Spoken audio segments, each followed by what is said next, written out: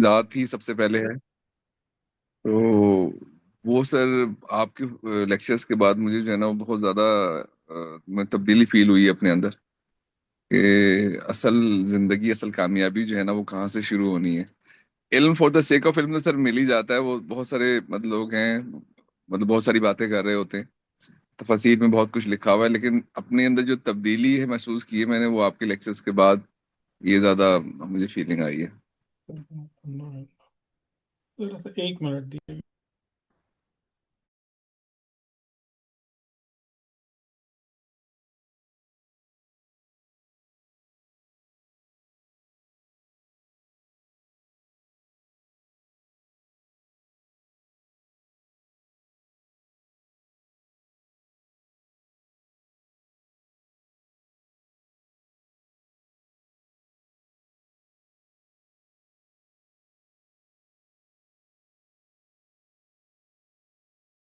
ہم، جب ولایت جب ولایت خدا اور ولایت یہ اہل بیت، جب کسی انسان کے نفس کو ایکسیپٹ کر لیتے ہیں وہ لوگ اور قبول کر لیتے ہیں، تو پھر میرے خیال سے مطلب میں اپنی تصحیح چاہ رہی ہوں، پھر انسان کو سوچنا نہیں پڑتا کہ پھر اس کی زندگی میں کیا ہوگا.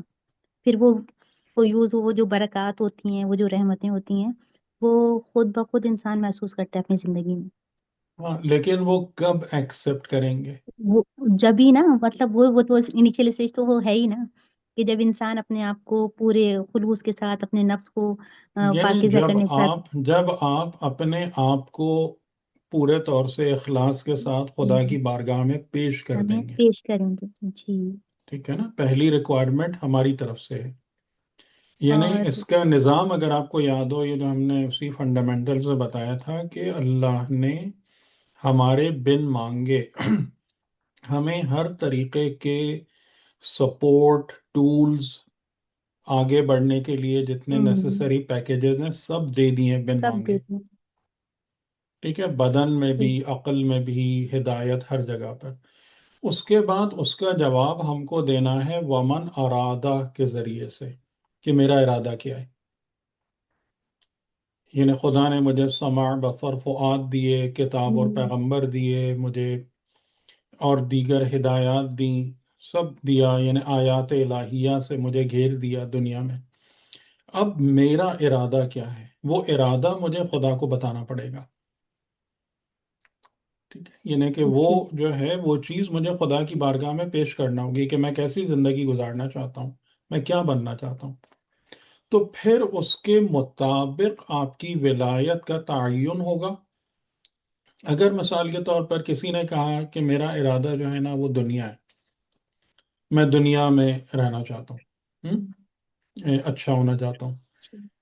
ٹھیک، ایک صاحب بہت دولت مند تھے، وہیں کراچی میں ہی میری ملاقات ہوئی تھی.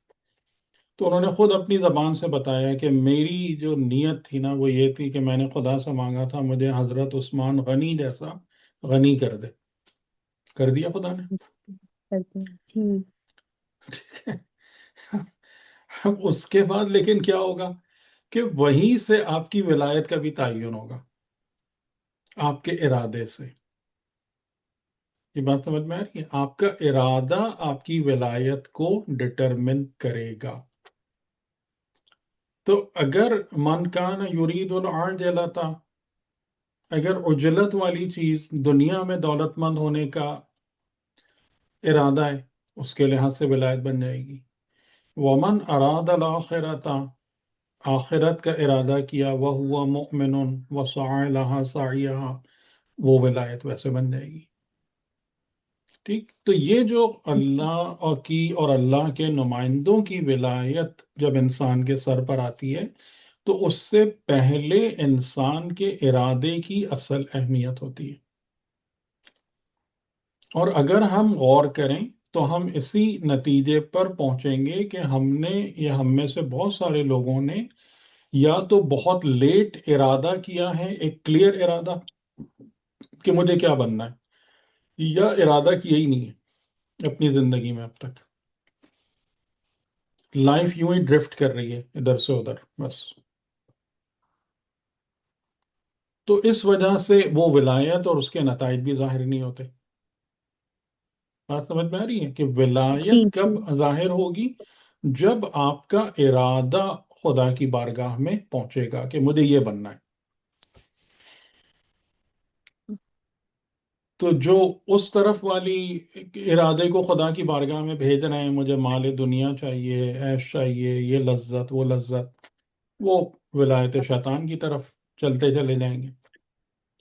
اور جو اس بات کا ارادہ کریں گے کہ مجھے جو ہے وہ بندگی، خدا کی بندگی میں زندگی گزارنا ہے، مجھے فلاح آخرت درکار ہے، تو وہ ولایت خدا اور معصومین کی طرف چلتے چلے جائیں گے.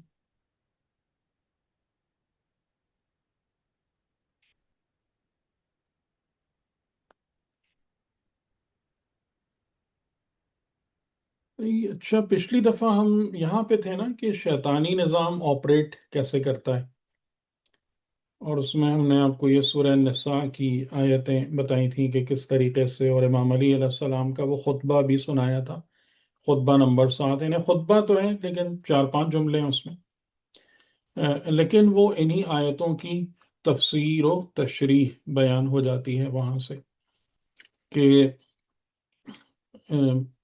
یعنی شیطان کس طریقے سے ورک کرتا ہے اور اس کا کام کیا ہوتا ہے کہ پہلے تھوڑا سا انسان کو بہکانا، ٹو گو اسٹرے اور ڈیویٹ، تھوڑا سا کھسکاتا ہے، اور پھر اس کے بعد کیا کرتا ہے کہ انسان کو توبہ فراموش کرا دیتا ہے. پہلے تھوڑی سی ایک خرابی پیدا کی، اس کے بعد انتظار کرتا ہے کہ یہ توبہ کرتا ہے یا نہیں، اور اس کی پوری کوشش ہوتی ہے اور اس کے ایجنٹوں کی کہ وہ انسان کو توبہ نہ کرنے دیں. اور اگر آپ کو یاد ہو تو ہم نے آپ کو بتایا تھا کہ جو وسواس الخناس ہے، اس کا مین آبجیکٹو یہی ہے کہ وہ اپنے وسوسوں کے ذریعے سے انسان کو توبہ سے دور رکھے، یعنی انسان خدا کی طرف پلٹنے نہ پائے، انسان کو احساس نہ ہو کہ میں نے کوئی غلط کام کیا ہے. ٹھیک، اور اسی جگہ پر آبویسلی آپ کی معرفت اور تزکیہ جو ہے نا وہ آپ کو سب سے زیادہ فائدہ پہنچاتا ہے. کس مقام پر کہ آپ کو اپنی غلطی کتنے اچھے طریقے سے فیل ہوتی ہے یا نہیں ہوتی، یہ فرق آپ نے along دا جرنی فیل کیا ہے یا نہیں، کہ اس کیپیبلٹی میں اضافہ کہ میں خود اپنی ذات پر کتنی دقت سے اب نظر رکھ سکتا ہوں. یہ قرآن پڑھنے کا فائدہ آپ نے فیل کیا یا نہیں، قرآن اور اہل بیت سے قریب ہونے کا؟ جی سر، اب تو زیادہ ہو گیا ہے، جی، آپ بہت اچھی طرح سے مطلب ہو گیا. صداقت بڑھتی ہے نا. یعنی آپ خود اپنے خود اپنے پاس اوپر کتنا زیادہ ویجیلنٹ ہیں، کتنے واچفل ہیں، اور کتنی باریک بینی سے اپنے نفس کے معاملات کو دیکھ سکتے ہیں. یہ ایک مین کیپیبلٹی ہے کہ جو انسان کے اندر پیدا ہوتی ہے قرآن اور معصوم کی راہ کو طے کرنے سے.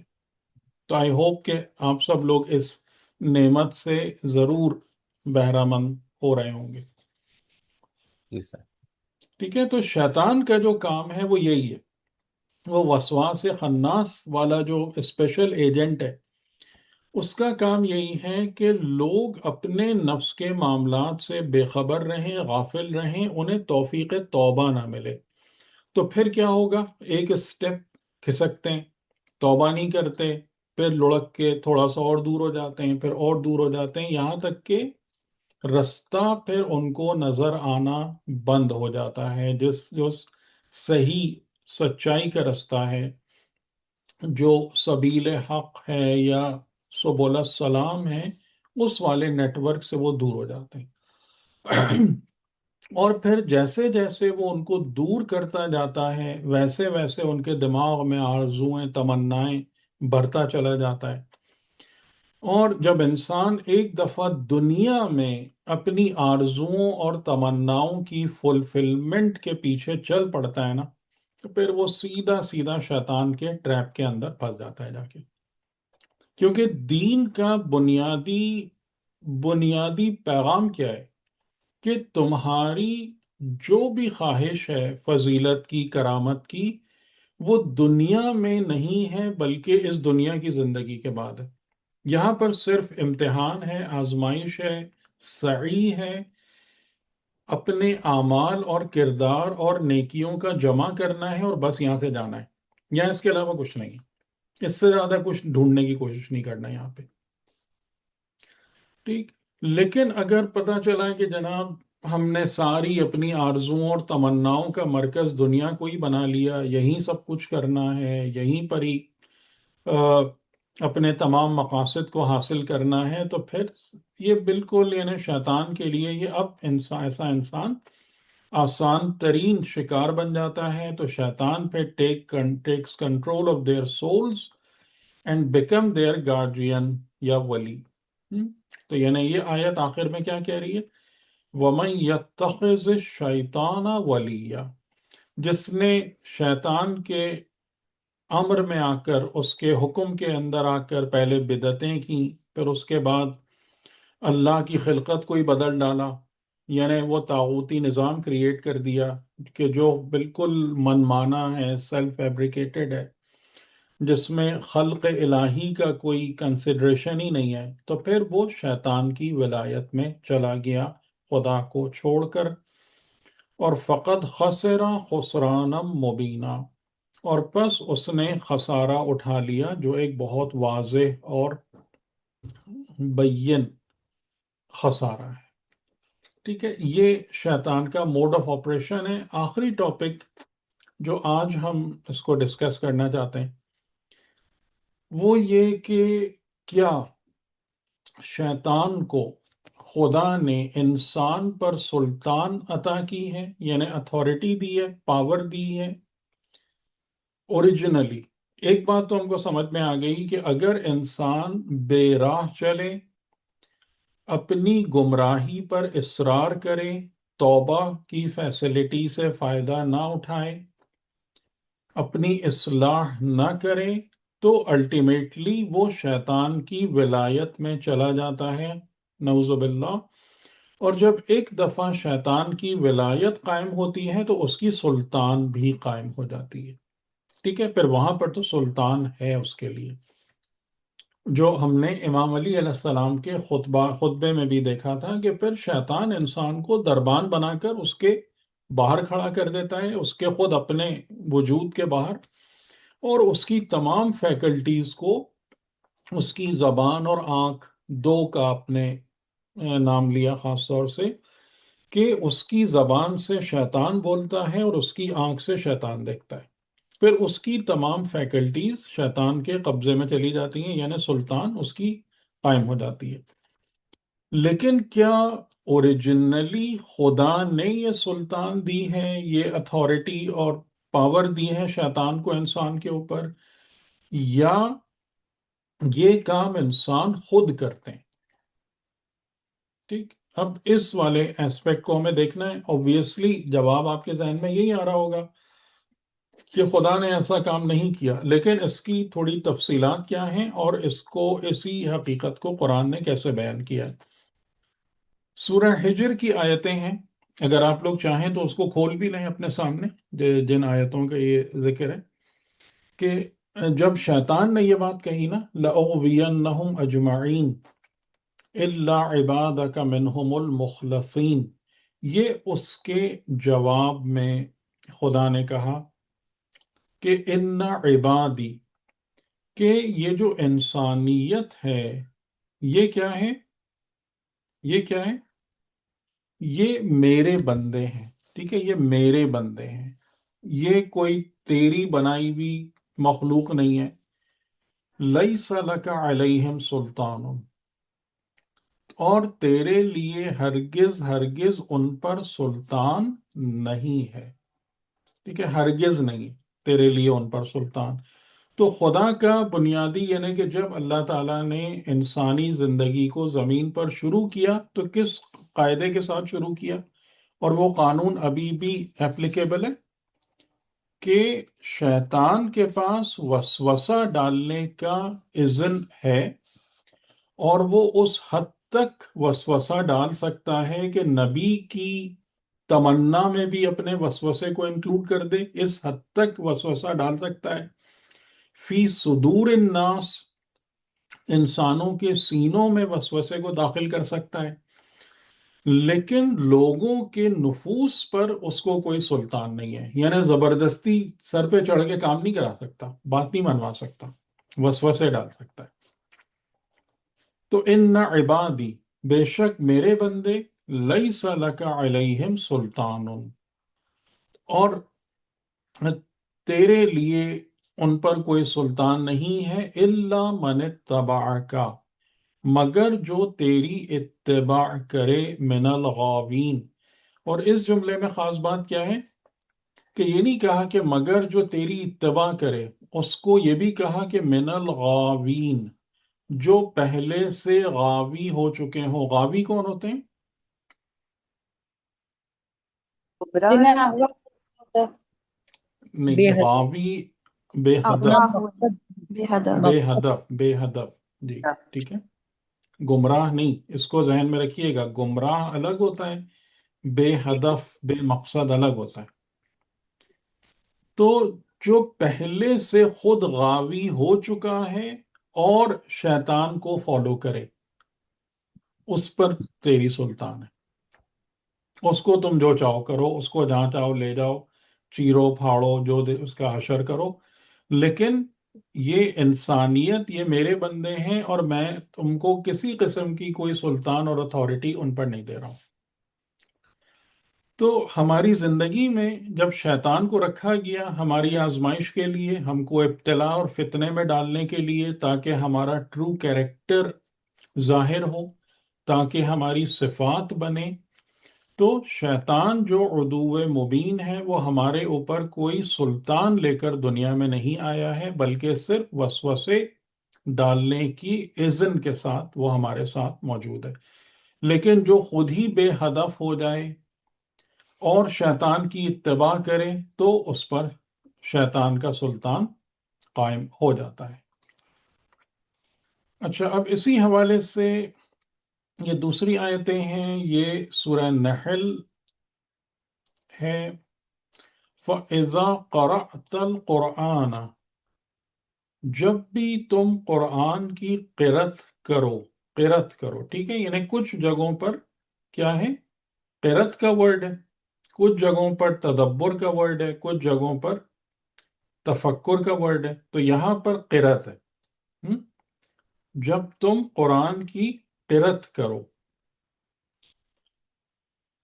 تو کیا کرنا چاہیے تمہیں؟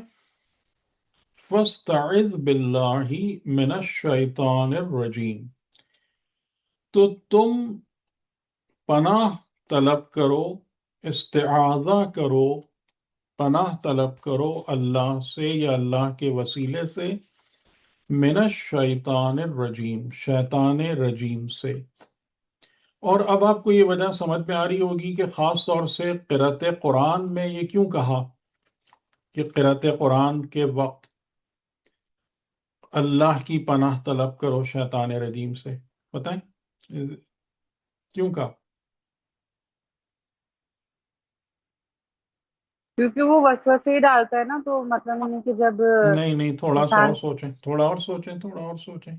کس جگہ سے یہ چیز کنیکٹ ہو رہی ہے؟ پہلے جو ہے وہ آسمانوں میں موجود جن وغیرہ جو ہے وہ تلاوت سنتے اور پھر وہ پہنچاتے تھے پیغام. نہیں، اس یہ کا والی بات بیک نہیں، گراؤنڈ یہ وہ والی ہے. بات نہیں. ہے. تھوڑا سوچئے. اصل میں سر قرآن، سوری جی شاہد یہ بات کریں آگے بھائی. بھائی، شاہد بھائی، سر یہ اس طرح ہے نا کہ قرآن سے اصل میں مطالب جو ہے نا وہ اس کے بہت سارے مطالب نکالے جا سکتے ہیں، اور قرآن سے انسان بھٹک بھی سکتا ہے. تو اس لیے ایسا لگا ہے کہ جیسے شیطان وسوسہ ڈال کے قرآن کا وہ مطلب بتا دے جو کہ ہاں، یعنی حقیقی اس کو مطلب. اس آیت سے اگر آپ جوڑیں کہ شیطان نبی کی امنیت میں اپنی بھی امنیت کو داخل کرتا ہے. جی جی بالکل. تو نبی نے کیا دیا ہے؟ آپ کو قرآن دیا ہے نا. تو جب انسان قرآن پڑھتا ہے تو شیطان کے پاس کیا اذن ہے کہ وہ مطلب جو خدا اور پیغمبر آپ کو قرآن سے سمجھانا چاہ رہے ہیں اس میں شیطان کی امنیت گھس سکتی ہے کہ نہیں؟ پاسبلٹی ہے یا نہیں؟ جی جی بالکل انجیکٹ کر دیتا ہے. possibility ہے۔ ٹھیک ہے، تو یعنی یہ کیوں حکم دیا جا رہا ہے کہ فَإِذَا قَرَأْتَ الْقُرْآنَ فَاسْتَعِذْ بِاللَّهِ مِنَ الشَّيْطَانِ الرَّجِيمِ، کہ اس بات سے پناہ مانگو کہ قرأت قرآن کے وقت خدا اور رسول کے انٹینڈڈ مطالب میں شیطان اپنی امنیت نہ انجیکٹ کر دے اپنا ظاہر. تقریباً وہی بات ہے جو آپ کہہ رہے ہیں، لیکن میں اس کو یہ چاہ رہا تھا کہ اس آیت سے آپ جوڑ لیں تو بات آپ کو زیادہ بہتر سمجھ میں آئے گی انشاءاللہ. کہ جب قرآن کی قرأت کرو تو وہ اس قرآن کی قرأت میں بھی وہ شیطان جو ہے نا وہ اپنا بستہ لے کے موجود ہوتا ہے اور اس میں وہ وسوسے پھونک رہا ہوتا ہے. تو اس لیے انسان جب ہم پڑھتے ہیں اعوذ باللہ من الشیطان الرجیم تو اس آیت کے حکم پر عمل کرتے ہیں، لیکن اس کے پیچھے یا اس کے ساتھ ہماری نیت کیا ہونا چاہیے کہ اے خدا تو اپنے کلام کی قرأت اور تلاوت سے مجھے وہ کچھ سمجھا جو تیرا مطلب ہے، جو کچھ تیرے رسول نے انسانوں کو بتانا اور سمجھانا چاہا ہے وہ پیغام میں قرأت قرآن سے ریسیو کر سکوں، نہ کہ اس میں شیطان کے وسوسے اور اس کے انفیوژنز اور انجیکشنز گھس جائیں، جو کہ بہت سارے لوگوں کے لیے ہوتے ہیں. خدا ہمیں اپنی پناہ میں رکھے، ہم بھی پتہ نہیں کہاں کہاں غلطیاں کرتے ہوں گے، اللہ تعالیٰ اس سے اپنی پناہ میں رکھے. ٹھیک، تو شیطان وہاں پہ گھسا ہوا ہے اس جگہ پہ. اچھا، اب اگلی آیت ہے اِنَّهُ لَيْسَ لَهُ سُلْطَانٌ، یعنی اللہ تعالیٰ نے بہت سارے مقامات پر جب شیطان اور اس کے وسوسوں کی بات کی ہے نا تو اس بات کو ریمائنڈ کرایا ہے کہ دیکھو یہ وسوسے آئیں گے، لیکن تمہارے پاس اتنی وزڈم اور تمہارے ایمان میں اتنی طاقت اور بصیرت ہونا چاہیے کہ تم اس کو کیچ کر سکو. جیسے فضا میں ٹاکسک فیومز آتے ہیں، لیکن آپ کے پاس وہ کیپیبلٹی ہونا چاہیے جو ان کو نیوٹرلائز کر سکے. اور یہی وہ چیز تھی جو میں آپ سے کہہ رہا تھا کہ جو انسان اپنے نفس پر باریک بین ہوتا ہے، جو دقت کے ساتھ اپنے اندر نظر کرنے کی اہلیت رکھتا ہے، وہ فوراً اس کو پکڑ لیتا ہے کہ یہ جو ابھی بات ہوئی ہے نا، یہ جو ابھی میرے دماغ میں ایک دم سے خیال آیا ہے، یہ ملک کی طرف سے ہے یا شیطان کی طرف سے ہے. کیونکہ ملائکہ بھی آپ کے ساتھی ہیں اور شیطان آپ کا دشمن، دونوں ساتھ ساتھ لگے رہتے ہیں. اور جہاں جس کو مطلب موقع ملتا ہے، ملک کو موقع کب ملے گا؟ جب آپ کے نفس کی حالت اچھی ہوگی تو ملک کے پاس اپرچونٹی ہوگی کہ آپ کو خدائی خزانوں میں سے کچھ آپ کے اندر ڈال دے. اور اگر نفس کی حالت خراب ہوگی نعوذ باللہ تو پھر ملک دور ہٹ جائے گا. یعنی اس کو آپ یوں سمجھ سکتے ہیں کہ جیسے اگر نفس میں گندگی اور بدبو پیدا ہو رہی ہے تو وہ شیاطین کو اٹریکٹ کرے گی، اگر نفس کے اندر طہارت اور خوشبو پھوٹ رہی ہے تو وہ ملائکہ کو اٹریکٹ کرے گی آپ کے نفس کی طرف. ٹھیک، تو اس چیز کو اللہ تعالیٰ نے بار بار بتایا ہے کہ یہ وسوسوں والا کاروبار ہے، یہ اس میں کوئی اتھارٹی نہیں ہے، ہم نے اس کو کوئی اتھارٹی نہیں دی. اِنَّهُ لَيْسَ لَهُ سُلْطَانٌ، بے شک اس کے لیے سلطان ہرگز نہیں ہے. کن پر نہیں؟ عَلَى الَّذِينَ آمَنُوا وَعَلَى رَبِّهِمْ يَتَوَكَّلُونَ، ان لوگوں پر کوئی سلطان نہیں ہے جو ایمان لائے اور اپنے رب پر توکل کرتے ہیں. یعنی یہاں پر ایمان فقط ایمان نہیں ہے، ورنہ پھر آپ اس میں چلے جاتے ہیں اس ڈاؤٹ میں کہ یہ حقیقی مومن ہیں یا ایمان کا دعویٰ کرنے والے لوگ ہیں. تو جب اس کو الذین آمنو کو مزید ان کی ایک صفت کے ساتھ سپلیمنٹ کر دیا تو ہمیں یہ بات سمجھ میں آ رہی ہے کہ یہ حقیقی مومنین ہیں کہ جن کے ایمان کا ثبوت کیا ہے کہ وہ اپنے رب پر توکل کرتے ہیں، اپنے رب پر ہی بھروسہ رکھتے ہیں، اپنے رب کو ہی اپنا وکیل بناتے ہیں اپنی زندگی میں، تو ایسے لوگوں کو کے اوپر شیطان کا کوئی زور نہیں چلتا، کوئی سلطان نہیں ہے۔ یہاں پر میں ایک صفت اللہ تعالیٰ کی آپ کے سامنے رکھوں کہ خدا کی ایک صفت ہے صادق الوعد۔ خدا جو ہے وہ وعدے کا صادق ہے، وعدے کا سچ کرنے والا ہے، خدا کیپرز آف پرومسز ہے۔ خدا اگر آپ سے وعدہ کرے گا تو اس سے بڑھ کر اور اس سے بہتر کوئی وعدے کو پورا کرنے والا اور نبھانے والا نہیں ہے۔ تو ہمارے لیے اگر ہمارے پاس عقل ہے، ٹھیک ہے، تو ہم جو بھی پرومسز کریں، کووننٹ کریں، عہد و پیمان کریں، وہ اپنے رب کے ساتھ کریں، کیونکہ دنیا کے لوگ جن کے ساتھ ہم ڈیل کرتے ہیں، جن کے ساتھ ہم کوئی ایگریمنٹ کرتے ہیں، ایون اگر وہ دیانتدار بھی ہیں، یعنی زیادہ تر تو آپ کو لوگ خائن ہی ملیں گے کہ جو یعنی اس کو عہد کو ہی خراب کر دیں گے، لیکن اگر ایسا نہ بھی ہو تو بہت دفعہ لوگ انکیپیبل ہوتے ہیں، ان کے پاس طاقت ہی نہیں ہوتی کہ وہ اپنے وعدے کو پورا کر سکیں، یا اور کسی مشکل میں خود گرفتار ہو جائیں، جو خود مشکل میں پھنس جائے وہ دوسرے کی کیا مدد کرے گا۔ لیکن یہ تمام کی تمام قباحتیں رب کے ساتھ نہیں ہیں، خدا کے ساتھ نہیں ہیں۔ تو سب سے بہتر ڈیل آف لائف کس کے ساتھ پاسبل ہے؟ اپنے رب کے ساتھ۔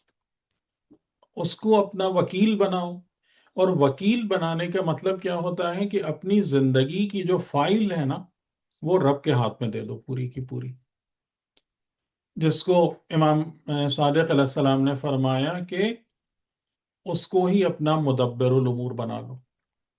یہ اصل ایمان ہے، یہ حقیقی تقوی ہے کہ اپنے آپ کو جو اللہ تعالیٰ نے تمہیں زندگی میں دیا اس کا امانت دار سمجھو، اور اپنے امور کو مدبر الامور کے حوالے کر دو۔ یہی توکل ہے۔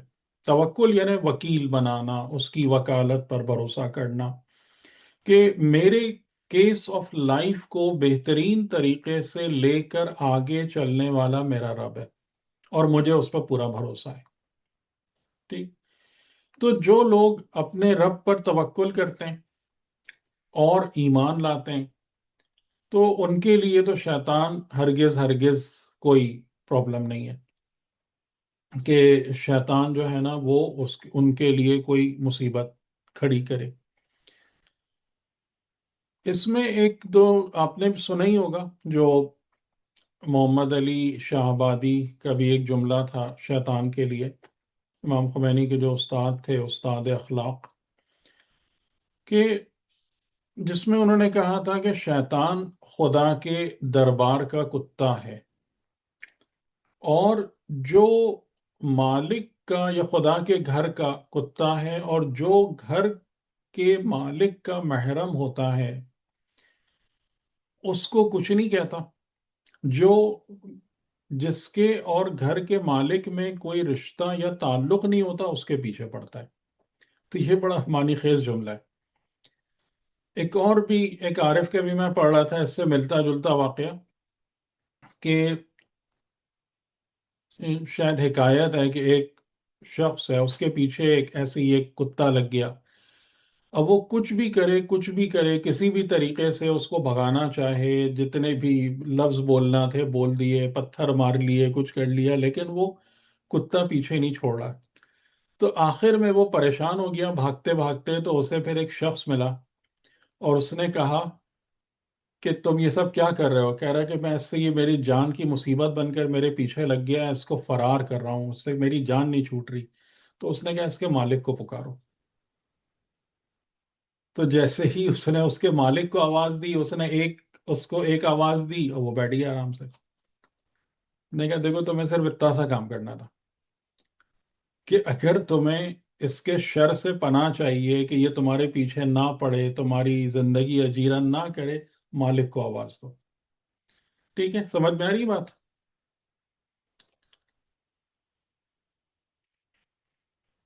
جی سر بہت اچھی انہو مثال ہے، جی سر، ذکر بہت اچھی خدا بات کا ہے۔ ذکر، خدا کا توکل ذات ذات توکل توکل علی الذین آمنوا وعلی ربہم یتوکلون۔ تو اگر تم خدا پر توکل کرو گے، اپنے زندگی کے معاملات اپنے رب کے حوالے کر دو گے، اس پر کامل بھروسہ رکھو گے، تو اس کا کچھ نہیں تم پر چلنے والا۔ یہ جتنے بھی وسوسہ کے تیر تمہاری طرف پھینکے گا وہ کارگر نہیں ہوں گے، ہم تم کو پروٹیکٹ کریں گے۔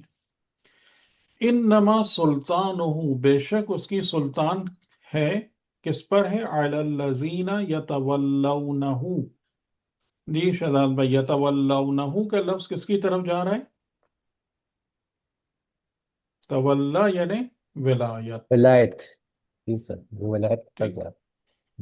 اس کی کہ ولایت، جو شیطان کی ولایت کو اختیار کر لیں اس کی سلطان ان پر ہی ہے، جو ابھی ہم نے سورہ نساء کی آیت میں پڑھا۔ کہ اب اگر آپ پوچھیں گے شیطان کی ولایت کو لوگ کیسے اختیار کرتے ہیں، شیطان سے تولا کیسے کرتے ہیں، اس کی تفصیل وہاں پر ہے کہ جب شیطان ان کے دماغوں میں آرزوئیں اور تمنائیں بھر رہا ہوتا ہے، وہ اس کو روکتے نہیں ہیں، اس فریب میں مبتلا ہو جاتے ہیں۔ جب شیطان ان کو بدعتوں پر آمادہ کر رہا ہوتا ہے، کوئی پلٹ کے یہ نہیں پوچھتا کہ بھائی کتاب اور سنت میں اس کا کوئی ذکر ہے، کہیں سے ہمیں کچھ ملتا ہے کہ ہم یہ سب کام کریں، کوئی فکر نہیں ہے ان سب باتوں کی، جو الٹی سیدھی چیزیں سکھا دی سب لگ گئے اس کے پیچھے۔ تو پھر یہ کس کے نسخے ہیں؟ یہ کون سا رستہ ہے؟ ولایت شیطان کا رستہ ہے۔ پھر شیطان اور اس کے ایجنٹس جو ہیں نا، پھر ایسے لوگوں کو بالکل ہی چھاپ کر بیٹھ جاتے ہیں اور کسی قابل نہیں چھوڑتے ان کو۔ تو جو لوگ اس سے تولا کرتے ہیں، یعنی اس کی طرف رجوع کرتے ہیں، اس کی طرف اس کی بات سنتے ہیں، بالکل کھلے دل کے ساتھ قبول کرتے ہیں اس کو، اور والذین هم بہ مشرکون، اور جو اس کے ساتھ یعنی اس کو لے کر شرک کرتے ہیں، بہی مشرکون، اس کے ذریعے سے شرک کرتے ہیں۔ ٹھیک ہے، تو یہ جو شیطان کے وسوسوں کو ایکسپٹ کر کے شرک اور اس کی ولایت میں داخل ہو جاتے ہیں، اس کی سلطان ان پر ہی ہے۔ اب یہ بات بالکل کلیئر ہوتی جا رہی ہے نا؟ تو اس کا مطلب کیا ہے کہ ہم جب اپنی زندگی کے حساب کتاب کے مرحلے پر پہنچیں گے تو جتنا کچھ بھی ہمارے لیے ہوگا وہ 100% ہمارا اپنا ہی پروڈکشن ہوگی یا نہیں ہوگی؟ یا ہم یہ کہہ سکیں گے کہ نہیں بھئی یہ تو شیطان نے کرا دیا، یہ تو فلاں نے کرا دیا؟ یہ بات کہہ سکے گا کوئی؟ کیا خیال ہے آپ کا اس بارے میں؟ یعنی جو لوگ پورے کے پورے شیطان کی ولایت میں بھی چل رہے ہیں، کیا وہ یہ بات کہہ سکیں گے کہ ہم تو جو کر رہے تھے وہ شیطان کے بہکاوے میں آ کے کر رہے تھے؟ نہیں، ہم؟ کیوں نہیں کہہ شیطان بھی سکیں گے؟ وسوسہ ڈالا تھا۔ کیوں نہیں کہہ سکیں گے؟ ایون دو کہ وہ شیطان کے احکامات کو مان رہے تھے، کیوں نہیں کہہ سکیں گے؟ اس لیے کہ تمہیں شیطان کی ولایت اور اس کے خطرات سے پہلے ہی اللہ نے خبردار کر دیا تھا۔ جی، یعنی ایک انسان جو ہے اس کو بتا دیا گیا ہے کہ بھائی اس مقام پر بھنور ہے پانی میں، اس کے قریب مت جانا، یا اس جگہ پر جنگل میں دلدل ہے، اس علاقے میں نہیں جانا۔ اب وہ خود کسی شے کی لالچ میں جائے اور بھنور میں پھنس جائے اور اس کے بعد یہ کہے کہ جی یہ بھنور مجھے کرش کر رہا ہے، یہ ڈبو رہا ہے، تو اب اس فریاد کا کوئی سینس ہے؟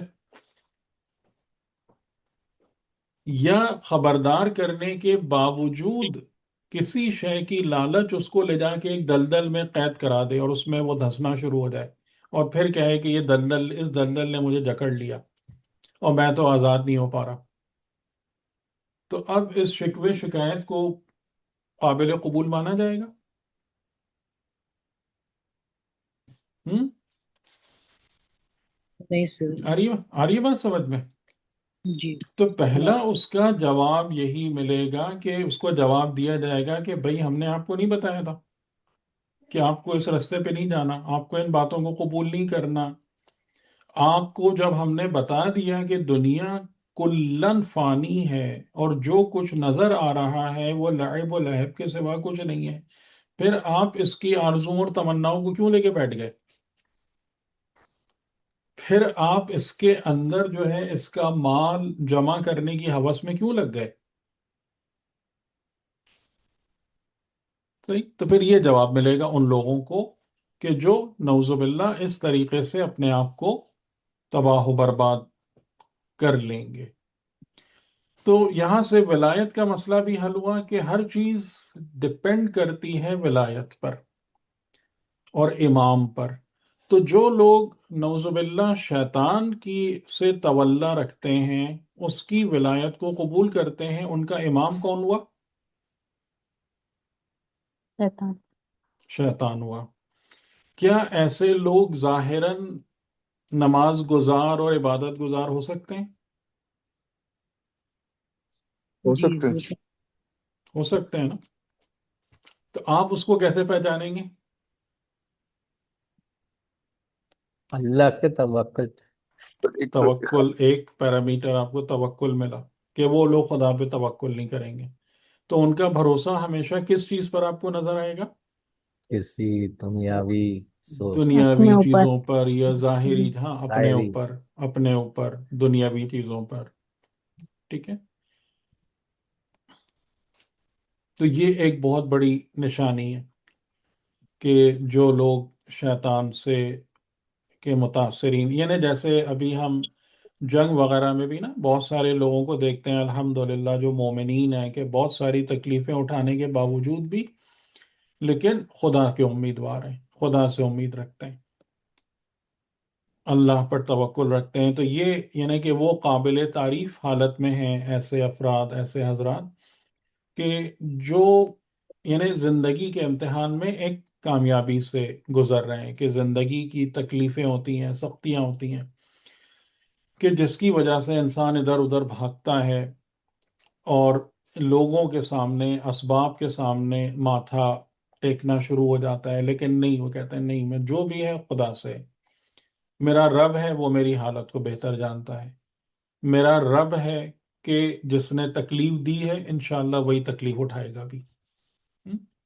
تو بہت سارے لوگ اس حالت میں ہوتے ہیں تو وہ حقیقی مومنین ہیں، اور ان پر شیطان کے لیے نہ سلطان ہے نہ تولا ہے. اچھا، اب یہ جو ایک آیت ہے یہ بڑی، بلکہ اس کو جو ہے نا میں قرآن میں ہی کھول لیتا ہوں. یہ 2-3 آیتیں ہیں اور یہ بہت بہت امپورٹنٹ ہیں. سورہ ابراہیم، ٹھیک، اس جگہ اس آیت کا جو حوالہ ہے وہ سورہ ابراہیم ہے، نمبر 14.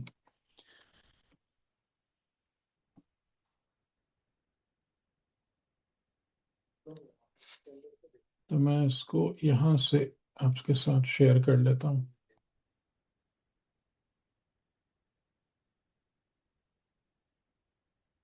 یہ 2-3 آیتوں کا سلسلہ ہے. وَبَرَزُوا لِلَّهِ جَمِيعًا. میں ایک آیت پیچھے سے پڑھ رہا ہوں کہ یہ سب کے سب لوگ جو ہیں وہ حاضر کر دیے گئے یا حاضر کر دیے جائیں گے جمیعاً اللہ کے لیے، خدا کے سامنے. تو یہ ذکر ہے یوم قیامت کا کہ جب سب کے سب محشور ہو جائیں گے خدا کی بارگاہ میں. فَقَالَ الضُّعَفَاءُ لِلَّذِينَ اسْتَكْبَرُوا. تو جو لوگ ضعیف ہیں، کس لحاظ سے ضعیف؟ کیسے ضعفاء؟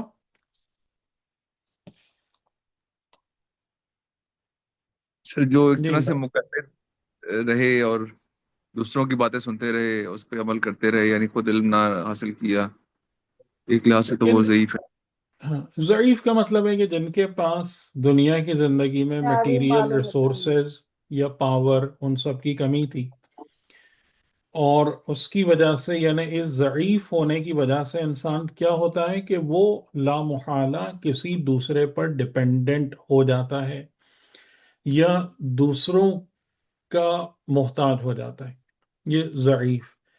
تو سر وہ یہ علمی لوگ جی علمی لحاظ سے تو بھی سر ضعیف ہو سکتے ہیں نا، یعنی ایک تو مٹیریل علمی لحاظ سے بھی ضعیف ہو سکتے ہیں کہ علم حاصل نہیں کیا، دوسروں پہ مجبور رہے، دوسروں کے اوپر خود کوشش ہی ہاں نہیں کی.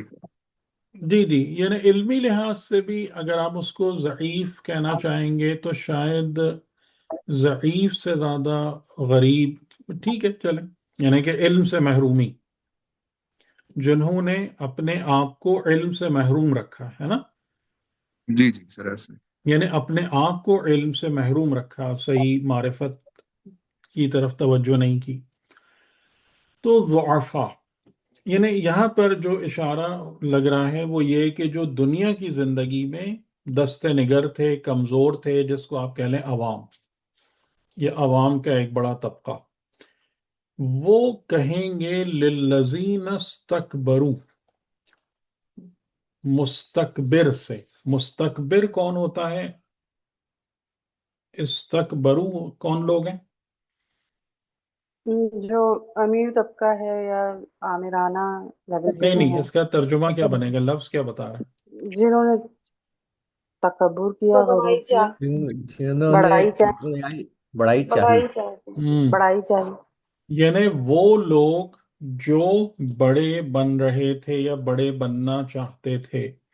تو اس میں آپ نے ایک چیز یہ دیکھی ہوگی نا کہ بہت سارے لوگ ایسے ہوتے ہیں کہ جو واقعاً معاشرے میں کوئی بہت اتھارٹیٹیو یا ایلیٹڈ پوزیشن میں نہیں ہوتے ہیں، لیکن وہ اس طریقے کا ایک کلاؤڈ کریٹ کر لیتے ہیں اپنے گرد کہ جن کی وجہ سے وہ کیا نظر آنے لگتے ہیں؟ بڑے یا طاقتور یا مضبوط. تو ان کے ارد گرد بھی یہ ضعیف لوگ جو ضعیف المعرفت ہیں، جن کے کردار میں کمزوری ہے، جن کے پاس اپنی ایک قوت و طاقت نہیں ہے ذہن و فکر کی یا مادی، تو یہ ان کے گرد بھی اکٹھا ہونا شروع ہو جاتے ہیں. ایسا ہوتا ہے نا؟ جی سر. ایسا ہوتا ہے نا؟ تو یہ اس کا مطلب یہ نہیں کہ کنگز، اس کا مطلب مستکبرین کا مطلب خالی یہ نہیں کہ بادشاہ، بلکہ جہاں جہاں بھی وہ لوگ کہ جنہوں نے اپنا ایک قوت اور طاقت حاصل کرنے کی کوشش کی، اپنے کو بڑا بنانے کی کوشش کی، اور وہ لوگ کہ جو ایسے ہی کمزور تھے علم میں، معرفت میں، ایمان میں، مادی وسائل میں، ان کے گرد وہ جمگھٹا ڈال کے بیٹھ گئے. ٹھیک. استکبرو، جیسے ایک مثال قرآن نے سامری کی بھی دی ہے. سامری اور جو بنی اسرائیل کے ضعیف الایمان لوگ تھے وہ اس ایک مثال بنتے ہیں اس کی. اِنَّا كُنَّا لَكُمْ تَبَعًا، وہ کمزور کیا کہیں گے مستکبرین سے کہ بے شک ہم تمہارے لیے فالوورز میں تھے. تبعاً، اِنَّا كُنَّا لَكُمْ تَبَعًا. یہاں پر یہ کیوں نہیں کہا کہ ہم نے تمہاری اتباع کی؟ اِنَّا بے شک، کنّا ہم تھے، لکم تمہارے لیے، تبعاً فالوورز میں سے، یا فالوورز ہم تھے تمہارے لیے فالوورز. اس انداز سے بات کرنے کا کوئی مقصد سمجھ میں آتا ہے؟ یعنی عام تو گفتگو یہی ہوگی نا کہ ہم نے تم کو دنیا میں فالو کیا.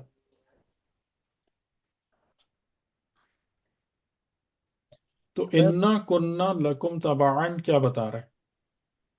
سب کہ مطلب یہ کہ ہم کمزور تھے اور ہم نے تمہاری اتباع کی، مطلب ہم تھے، ہمیں مجبور تھے کہ تمہاری اتباع کرتے.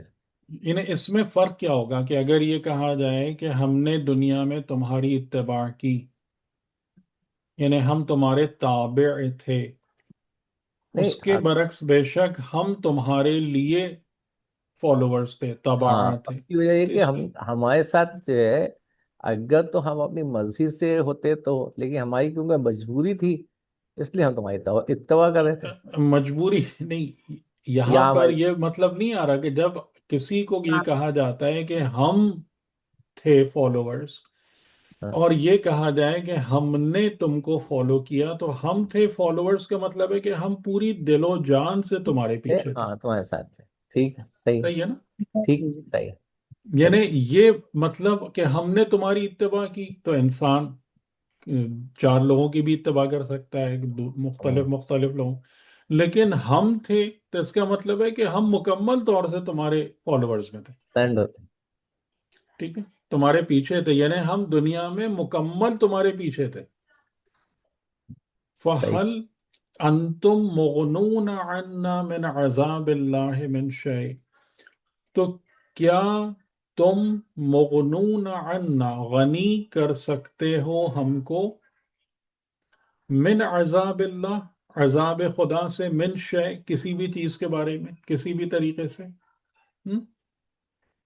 ٹھیک، یعنی اب یہ سارے کے سارے یہ جو ضعفاء ہیں یہ اپنے آپ کو کس جگہ پہ دیکھ رہے ہیں؟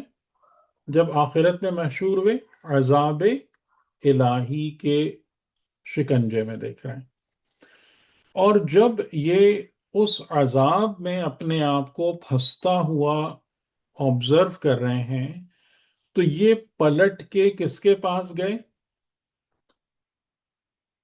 کس کے پاس گئے؟ انہی کے پاس گئے کن کے پاس؟ جنہیں دنیا میں پکارتے تھے. ہاں، تو خدا اس استقبال. چیز کو کیا کہہ رہا ہے؟ یوم ندعو کل اناس بے امامہم. امام کس کو کہتے ہیں؟ جس کو فالو کیا جاتا ہے. مطلب سمجھ میں آیا؟ انا کنا لکم تبعن، ہمارے ذات کی الائنمنٹ، ہماری فالوورشپ تمہارے لیے تھی. تو امام کون ہوتا ہے؟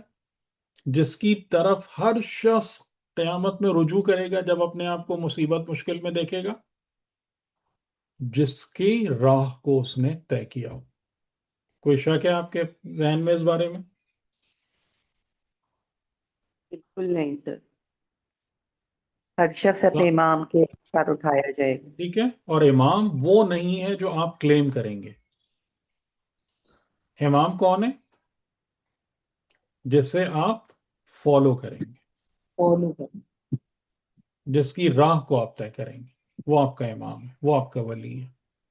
ٹھیک، تو ان کمزوروں نے کس کے پیچھے دنیا کی زندگی میں اپنے راہ حیات کو طے کیا؟ مستکبرین کی. یعنی جہاں پر کوئی تھوڑا سا بڑا نظر آیا، تھوڑا سا طاقتور نظر آیا، کسی کا قد اونچا دکھا، اس کے ساتھ جا کے بیٹھ گئے، اس کے پیچھے چلنا شروع کر دیا، اس کی ہاں میں ہاں ملانے لگے. تو اب نیچرلی، یعنی اس بات پہ غور کیجیے گا کہ یہ ضعفاء مستکبرین کے پاس کیوں جا رہے ہیں؟ اس لیے کہ قیامت میں جو کچھ بھی ہم نے دنیا میں کیا ہے نا، وہی چیز ظاہر ہوگی. کوئی انسان نیا کام نہیں کر سکتا وہاں پہ. ٹھیک، یہ بات کلیئر ہو رہی ہے نا؟ نئے سرے سے نہیں کہ اچھا اگر کسی کو نظر آئے کہ جناب وہاں پر مثال کے طور پر اہل بیت علیہ السلام کی ولایت اب اس کی مقام اور قدر و منزلت نظر آ رہی ہے، تو اب کہے کہ نہیں اچھا میں تو ان کی ولایت میں آ جاتا ہوں. صحیح ہے، وہ دنیا میں تو میں غلط ولایت میں چل رہا تھا، غلط امام کے پیچھے جا رہا تھا، اب ان کی ولایت میں آ جاتا ہوں. یہ سب ممکن نہیں ہوگا. جس کی دل و جان سے اتباع کی ہے، جس کی راہ کو طے کیا ہے، اسی کی طرف ہی رجوع کرے گا ہر شخص. تو کیا کہے گا؟ فَهَلْ أَنْتُمْ مُغْنُونَ عَنَّا، کیا تم ہمیں غنی کر سکتے ہو عذاب خدا سے کسی بھی حوالے سے، یا کچھ تھوڑا سا ہی مدد کر دو. قالوا، وہ لوگ جواب دیں گے، لو ہدان اللہ، اگر اللہ نے ہماری ہدایت کی، لہدیناکم، تو یقیناً ہم تمہاری ہدایت بھی کر دیں گے. یعنی ہم خود تمہارے ساتھ پھنسے ہوئے ہیں، ہم خود تمہارے ساتھ اس مصیبت میں پھنسے ہوئے ہیں. اگر اللہ نے ہماری ہدایت کی، یعنی اللہ نے ہمیں اس مصیبت سے نکلنے کا کوئی رستہ بتا دیا، تو ہم تمہیں بھی بتا دیں گے. ٹھیک، تو یہ سب آپس میں مل کر اس عذاب میں شریک ہوں گے قیامت میں. سواء علینا، اور وہ کہیں گے برابر ہے ہمارے لیے، اجزعنا ام صبرنا، کہ آج کے دن ہم جزع کریں یعنی فریاد کریں، شور مچائیں، ام صبرنا یا ہم صبر کریں یعنی اس مصیبت کو خاموشی سے برداشت کریں۔ ما لنا من محیص، ہمارے لیے کوئی اسکیپ روٹ نہیں ہے، اب یہاں سے بھاگ نہیں سکتا کوئی۔ جب ایک دفعہ خدا کی پکڑ میں آ گئے، توبہ کا استغفار کا موقع ضائع اور برباد کر دیا، تو اب آ کر کوئی شفاعت کرنے والا، کوئی بچانے والا، کوئی اس مصیبت سے نکالنے والا نہیں ہے۔ ما لنا من محیص، ٹھیک۔ وقال الشیطان، اب اس میں شیطان بھی آیا اس میں، ٹھیک۔ وقال الشیطان، اور شیطان نے کہا، لما، جب کہ قضی الامر، اب معاملہ امر قضا کو پہنچ چکا، یعنی اب امر کا فیصلہ ہو گیا، اب جو بھی معاملہ تھا it is now done and dusted, finished، معاملہ قضا ہو گیا، تو اب میں تم کو بتاتا ہوں خود، ان اللہ وعدکم وعد الحق، کہ بے شک اللہ کا وعدہ حقیقی وعدہ تھا، جو اللہ نے تم سے وعدہ کیا وہ وعد الحق تھا۔ وَوَعَدتُکم، اور میں نے بھی تم سے وعدے کیے تھے، فَأَخْلَفْتُکم، اور میں نے ان سب کی خلاف ورزی کی۔ میں تم سے وعدے کر کر کے اس کے خلاف کرتا رہا، اور اس کے باوجود تم میرے پیچھے لگے رہے، میرے بنائے ہوئے آرزوؤں اور تمناؤں کے تاج محل کی امید میں بیٹھے رہے، اور جو کچھ خدا نے تم سے حق اور سچا وعدہ کیا تھا اس پر تم نے بھروسہ نہیں کیا۔ اب یہ شیطان بول رہے ہیں ان سب سے، ٹھیک ہے، کہ جو اس کے پیچھے چل چل کے جنہوں نے اپنے آپ کو عذاب خدا تک پہنچا دیا۔ وما کان لی علیکم من سلطان، اور میرے لیے، اب یہ قول شیطان ہے، ٹھیک ہے، وما کان لیا، اور نہیں تھا میرے لیے، علیکم تمہارے اوپر، من سلطان، سلطان میں سے کچھ بھی، کوئی اتھارٹی نہیں تھی میرے لیے تمہارے اوپر۔ جو ہم نے دیکھا کہ شروع ایسے ہی تھا، کوئی اتھارٹی نہیں تھی، الا، مگر یہ کہ ان دعوتکم، مگر یہ کہ میں نے تم کو دعوت دی، میں نے تم کو پکارا وسوسے کے ذریعے سے، فاستجبتم لی، اور تم نے مجھے افرمیٹو میں جواب دیا، تم نے میری بات قبول کر لی، تم نے میری بات کو رسپونڈ کیا، جواب دیا اس کا، ٹھیک، یعنی بالفاظ دیگر، جو چارہ میں نے تمہارے سامنے جو کانٹا پھینکا تھا اس کو تم نے نگل لیا۔ فلا تلومونی، پس تم اب مجھے ملامت مت کرو، وَلُومُوا أَنفُسَكُمْ، اور بلکہ اپنے نفوس کو ملامت کرو، اپنے نفوس کو ملامت کرو، ٹھیک۔ تو یعنی وہی بات جو قرآن کریم ہم کو بار بار سمجھا رہا ہے کہ ہر چیز پلٹ کے کہاں جاتی ہے؟ انسان کے نفس کی طرف، نفس کی حالت کی طرف۔ وَلُومُوا أَنفُسَكُمْ، اپنے نفوس کو ملامت کرو۔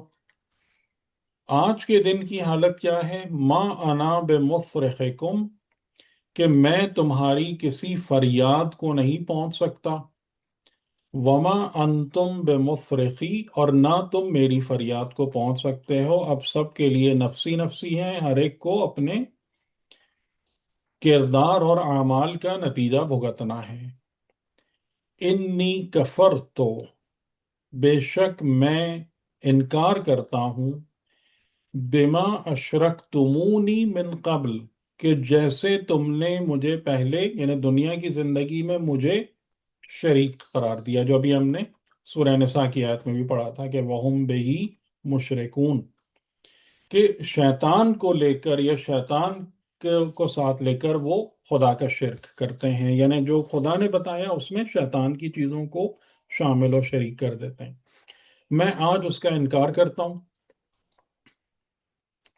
ان الظالمین لہم عذاب علیم، اور یہ جملہ یا خدا کا ہے کہ ان الظالمین، کہ بے شک جو ظالمین ہیں ان کے لیے عذاب علیم، دردناک عذاب ہے، کہ اب یہاں پر کوئی کسی کی فریاد کو پہنچنے والا نہیں ہے۔ جو باطل کی راہ کو جنہوں نے طے کیا، طاغوت کے نظام کو فالو کیا، تو ان سب کا آخر میں یہی حال ہے۔ اور وہ آپ نے دیکھا ہی ہوگا، میرا خیال ہے بہت ساری آیتیں قرآن کی ایسی ہیں کہ جو آپ کو یہ بتاتی ہیں کہ یہ سارے لوگ دنیا میں باطل امام اور مأمومین کس حالت میں آئیں گے؟ کس حالت میں آئیں گے؟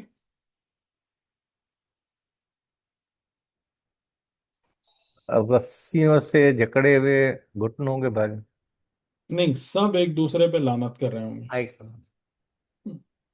فالوورز بھی اور اور امام بھی، دوسرے بھاگ۔ ٹھیک ہے، کہ جو آگے والے ہیں اور جو ان کو فالو کرنے والے ہیں۔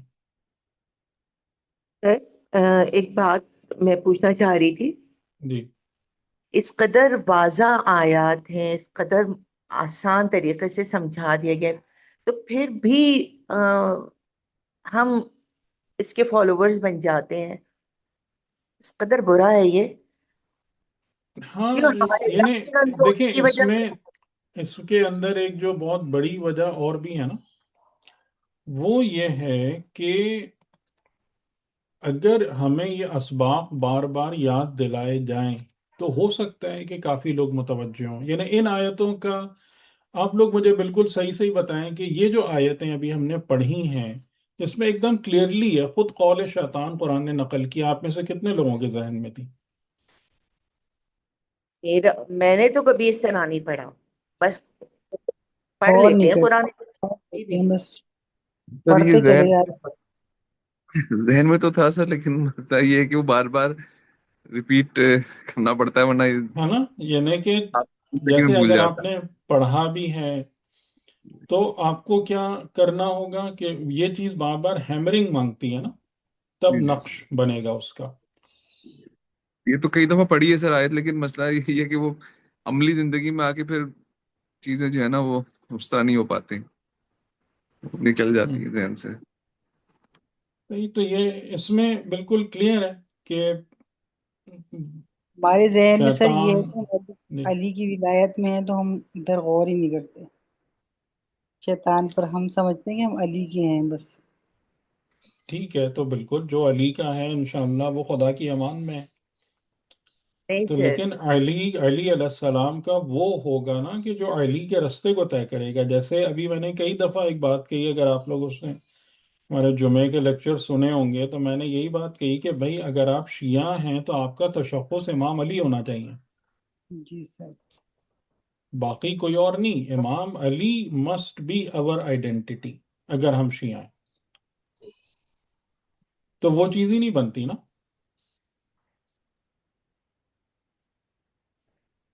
یہ پرابلم ہے۔ سر یہ جمعے کے لیکچرز آپ ریوائول کی بات کر رہے ہیں؟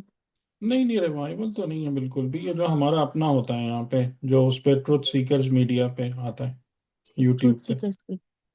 جی، اوکے ایوری فرائیڈے، جس کو وہ شہزاد بھائی کہہ رہے تھے نا، توحید در قرآن اور وہ سب۔ جی سر بھائی۔ اوکے۔ جی،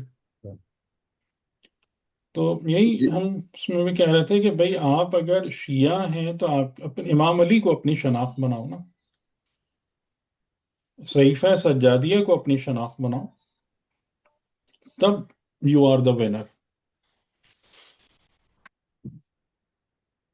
تو سید السلام علی کا علیکم۔ ہونا تو بہترین ذریعہ ہے، علی کا ہونا اس سے بہتر اور کیا ہو سکتا ہے؟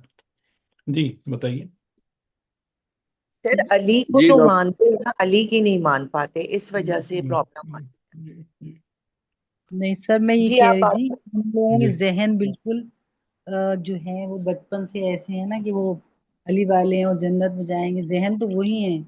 اب ہم نے آپ سے پڑھا تو تھوڑا سا کافی حد تک ہم بہتر تو ہوئے، لیکن اس لیے ہم غور بھی نہیں کر رہے ہوتے کہ ہمارے تو شیطان تو ہمارے سے بہت دور ہے اور हम तो अली के यही तो हैं है, अली। दुश्मन दुश्मन सबसे पहले क्या चाहता है?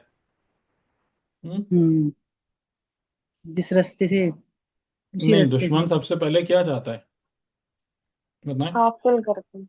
ये हदफ करना चाहिए। कि आप जो है हासिल ना, करते हैं। आपकी और उसकी दोस्ती हो जाए, ताकि हम्म, आप अपने गार्ड्स को और अपने डिफेंस को उठा लें और वो आप पर आसानी से वार कर सके। सही।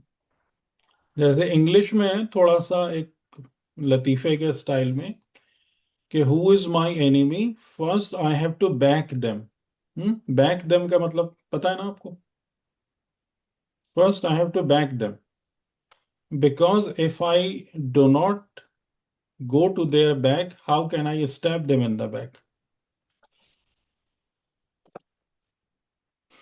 तो ये दुश्मन के खास हरबे हैं।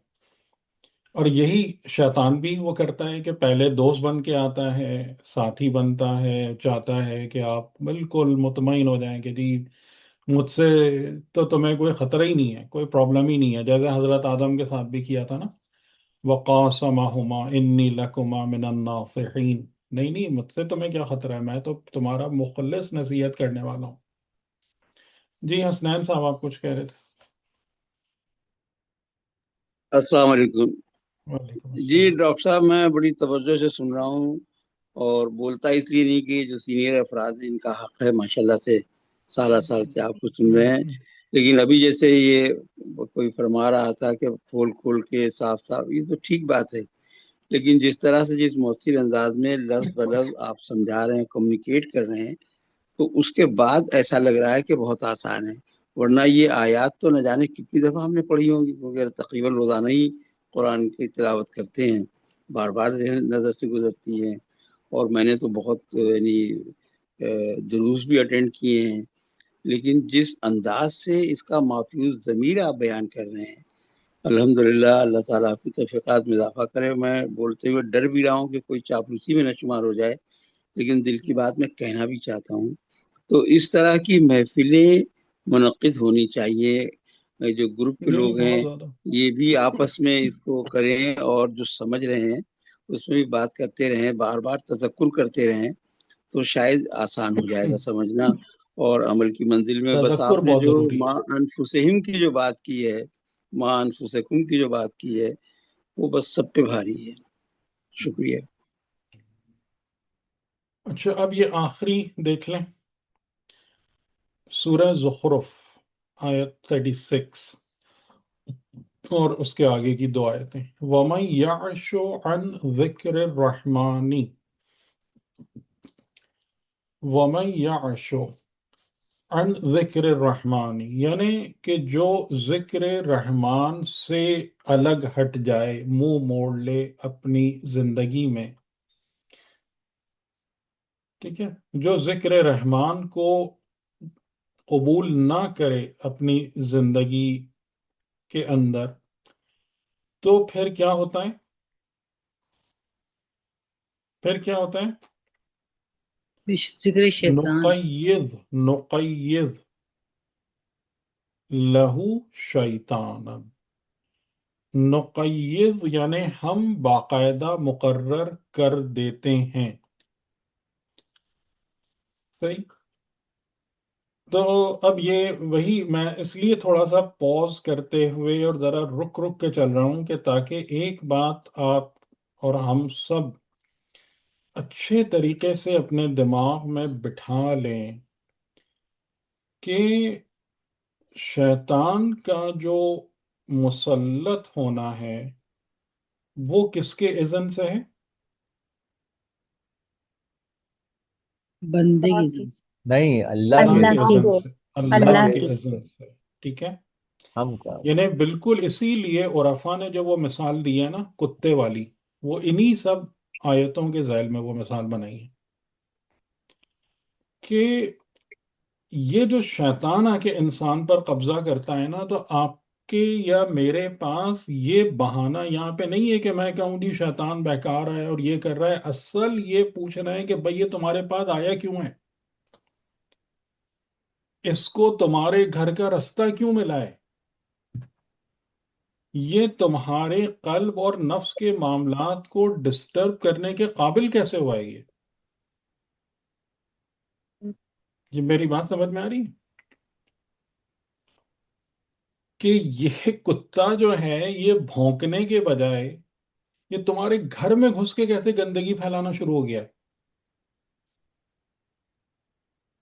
یہ اصل نقطہ ہے.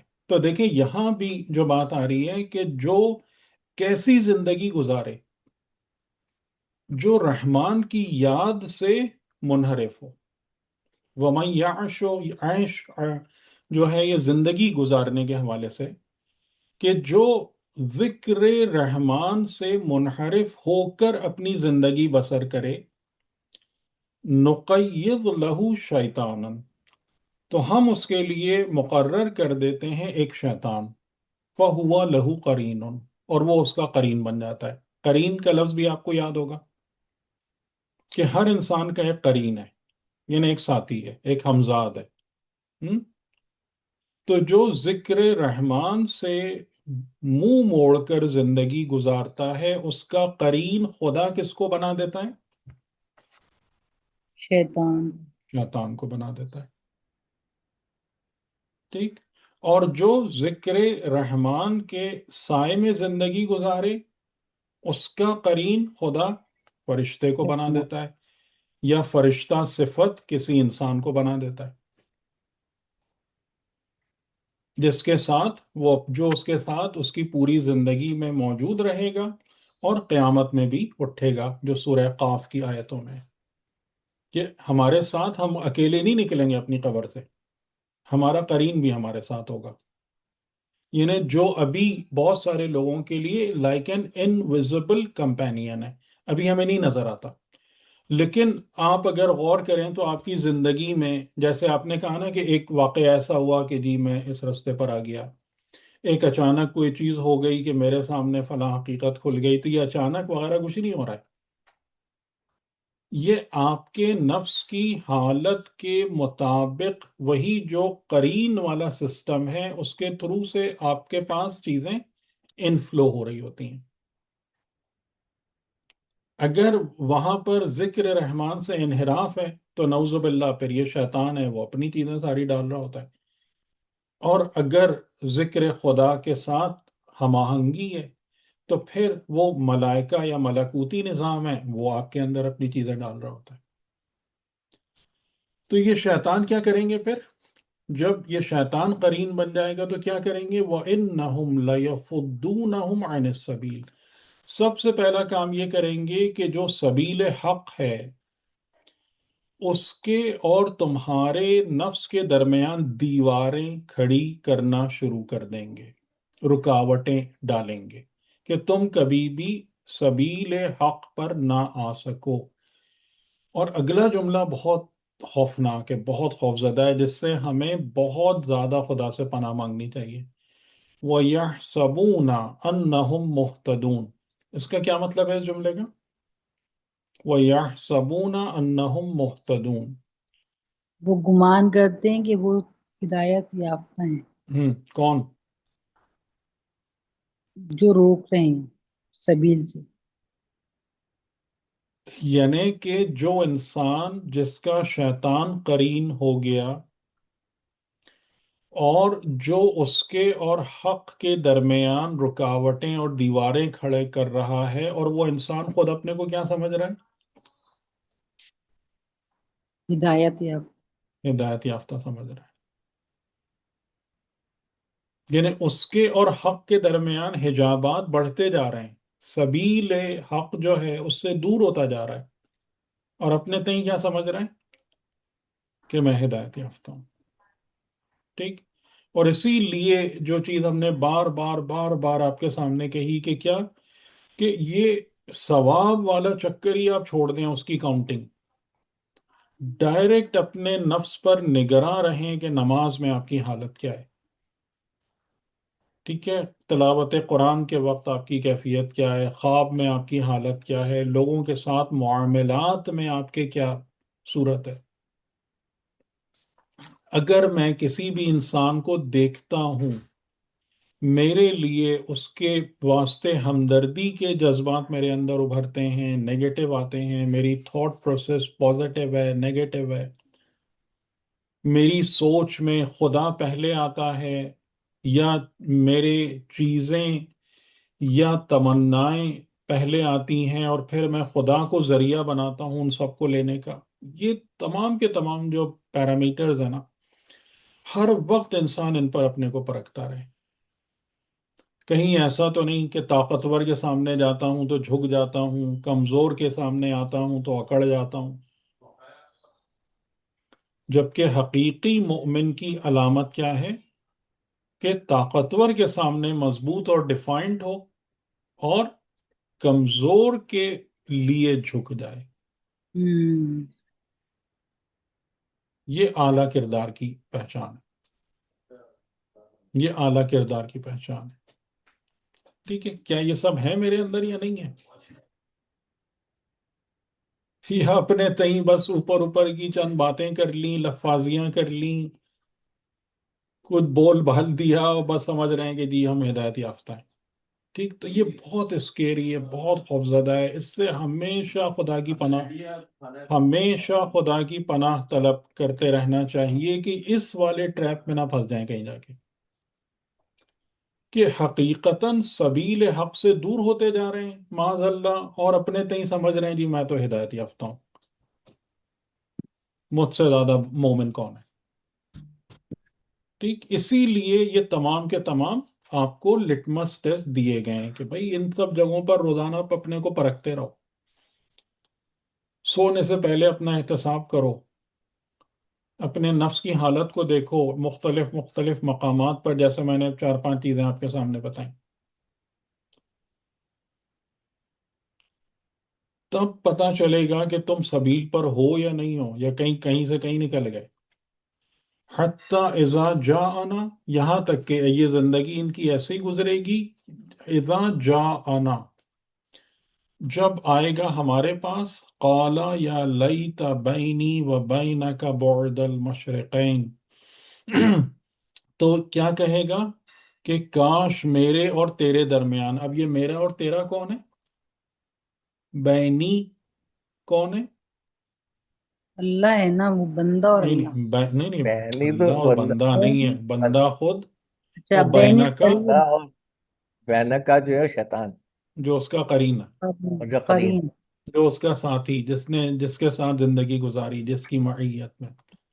تو یہ ابھی نظر نہیں آ رہا ہے، یہ قرین قیامت میں ساتھ اٹھے گا، اچھا.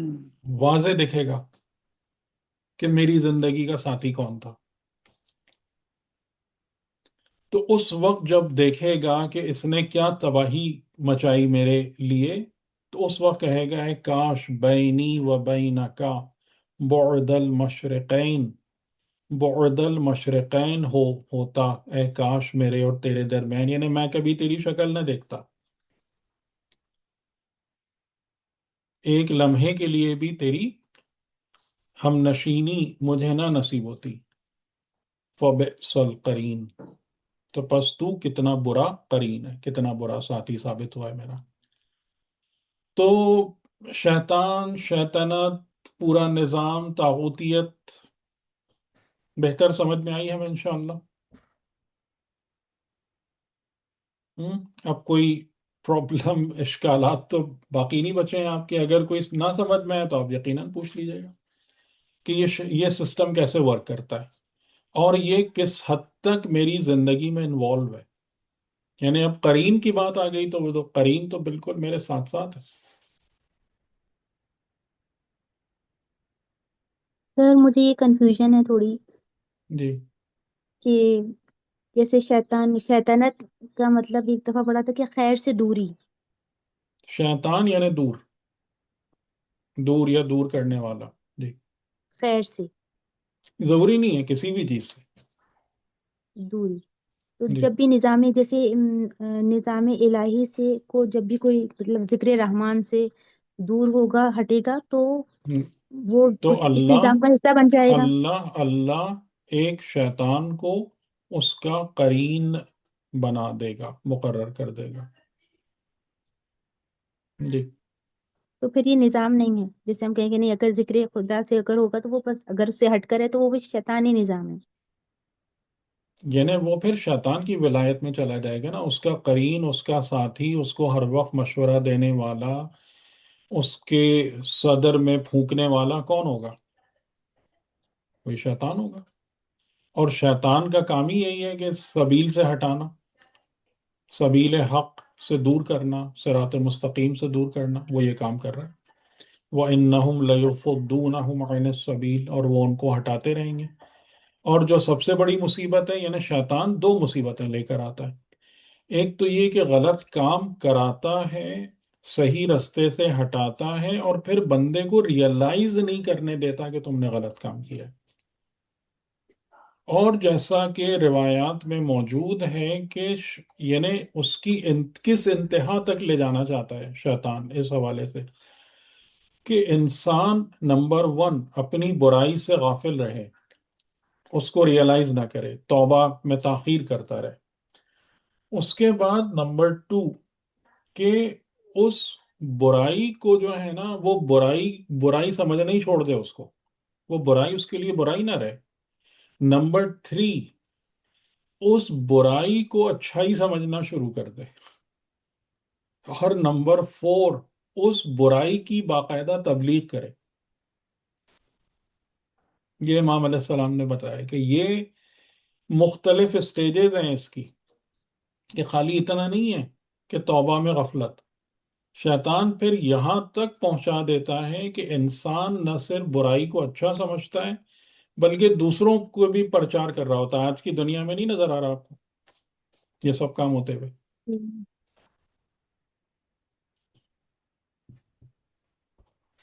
یہ تو جب ایسے قرین کی صحبت میں زندگی گزرے گی تو پھر جب وہ قیامت میں ساتھ اٹھے گا تو کیا منظر ہوگا پھر؟ سر قرین کے حوالے سے ایک سوال ہے اجازت ہے؟ جی جی فرمائیں. یہ کیا انسانی شکل میں ہمارے ساتھ ہوتا ہے دنیا میں؟ جیسے آپ نے کہا کہ شیطان یا جو اللہ مقرر کرے فرشتہ کرتا ہے تو وہ ہمیں یہاں نظر آتا ہے کیا؟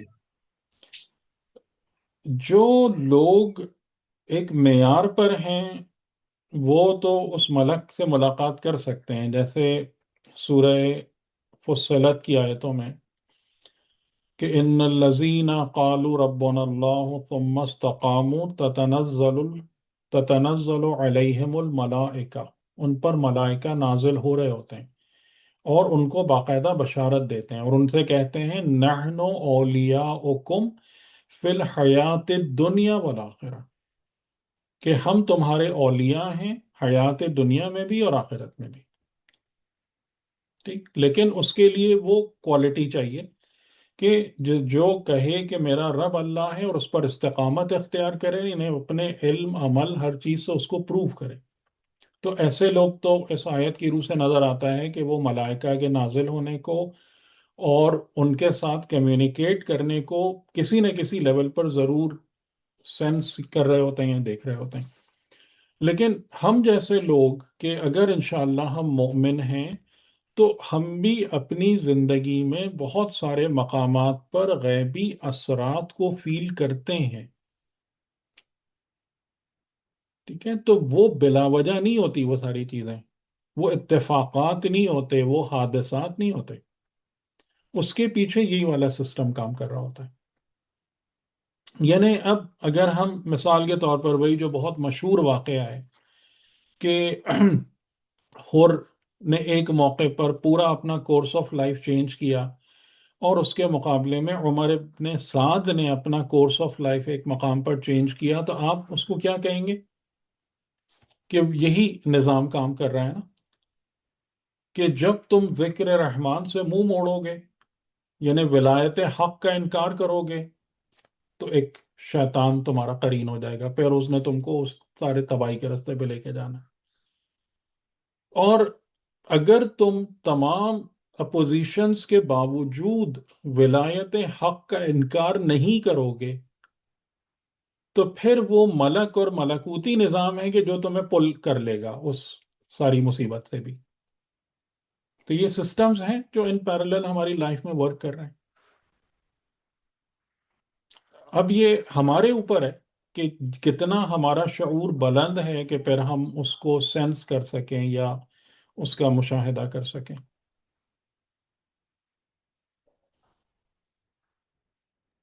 ایک کوشچن سر اس میں تھوڑا سا میرے ذہن میں آ رہا تھا کہ اللہ تعالیٰ تو فرشتے مقرر کرے گا تو سمجھ آتی ہے، شیطان مقرر کرنا تو صحیح تو شیطان شیطان کو کا چلیے یوں کہہ لیجئے کہ شیطان کو اجازت دی.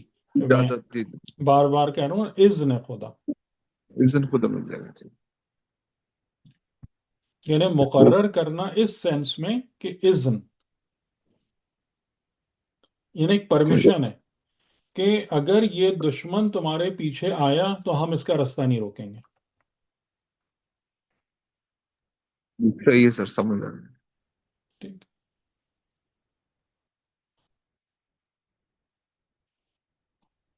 مجھے ایک بات پوچھنی تھی کہ جی یہ جو کھانا پینا ہوتا ہے اور روز مرہ کا جو ہم کھاتے ہیں، جیسے اسپیشلی بازار کی چیزیں، تو اس سے بھی ہمارے نفس کے اوپر اثر پڑتا ہے نا؟ ہاں پڑھ سکتا ہے، اس کو نہ تو نہیں کہہ سکتے. یعنی غذا کی پاکیزگی اور طہارت اور دونوں سینس میں، یعنی ایک تو خود غذا کی فزیکل پاک یا ناپاک ہونا ہے، اور دوسرا یہ کہ جو کھانا پکانے والا ہے اس کے نفس کا بھی اثر ہے کھانے میں. اس چیز سے آپ انکار تو نہیں کر سکتے اس معاملے سے.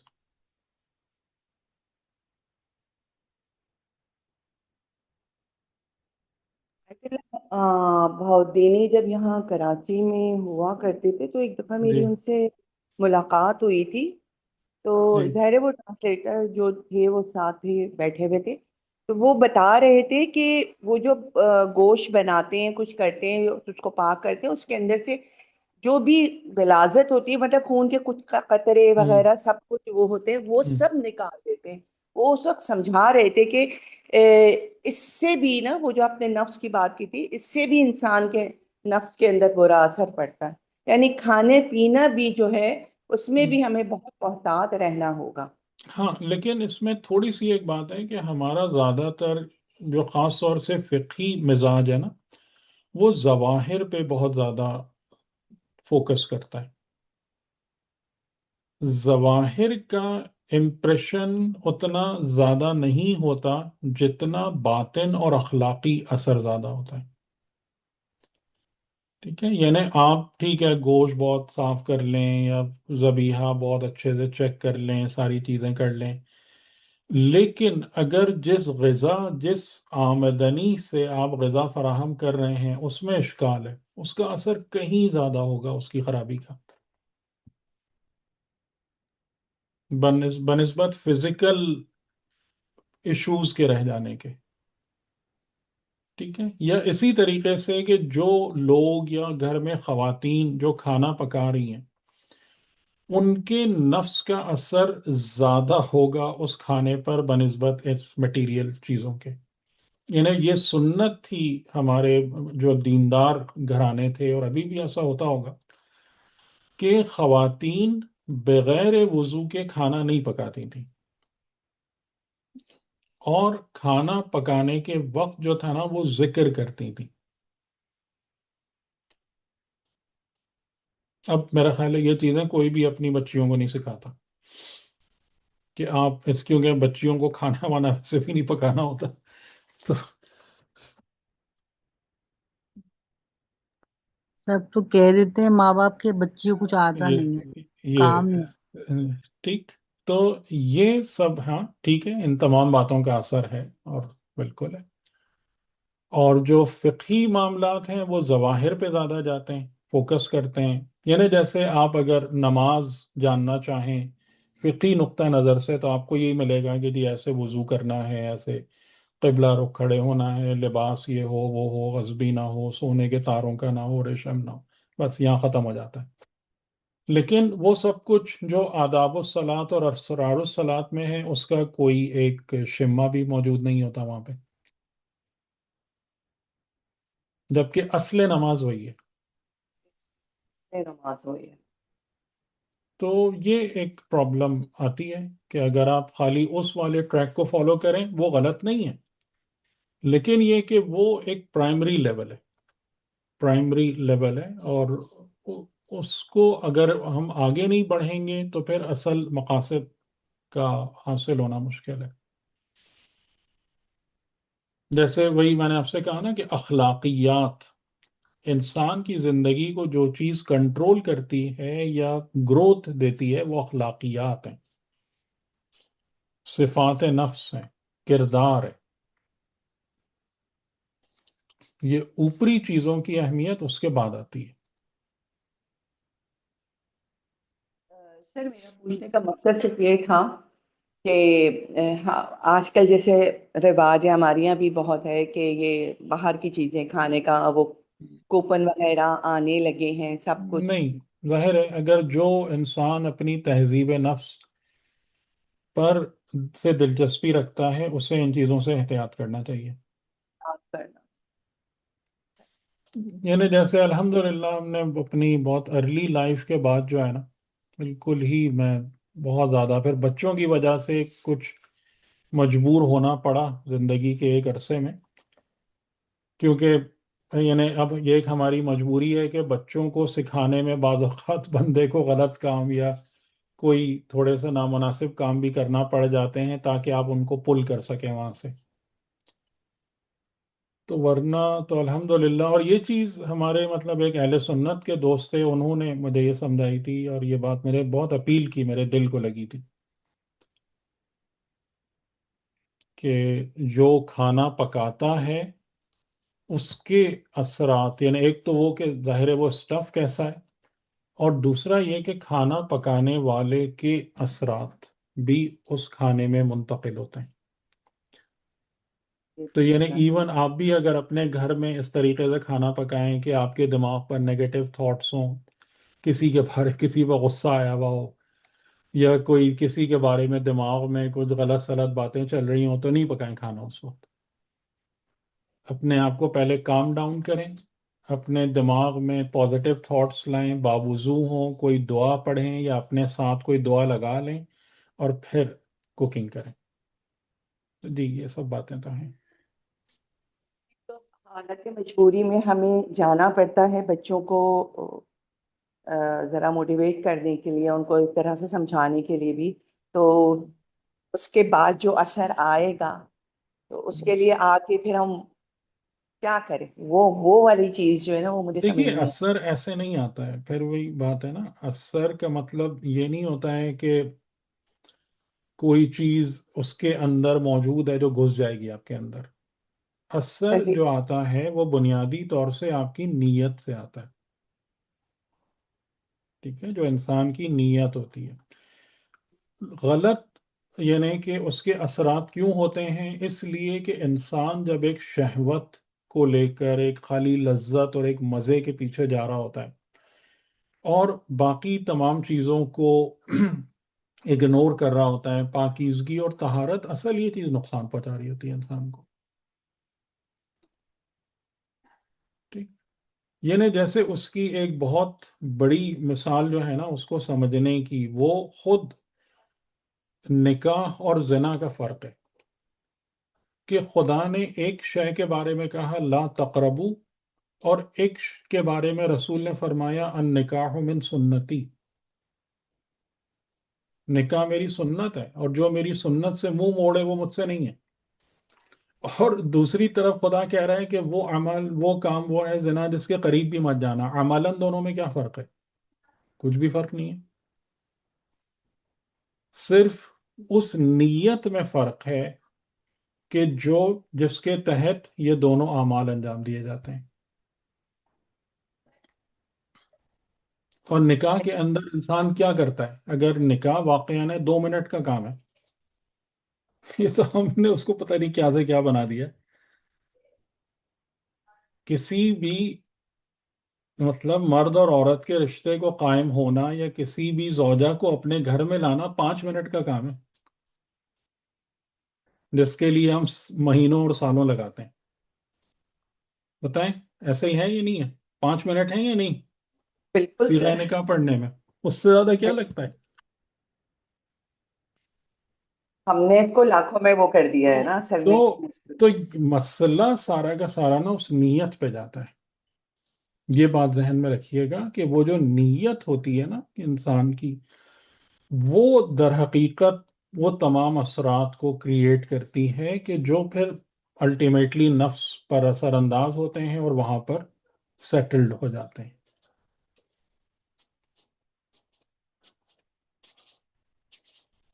تو ظاہر ہے کہ جو اشکال والی چیز ہے انسان اس سے دور رہے، اس سے اپنے آپ کو الگ کرے.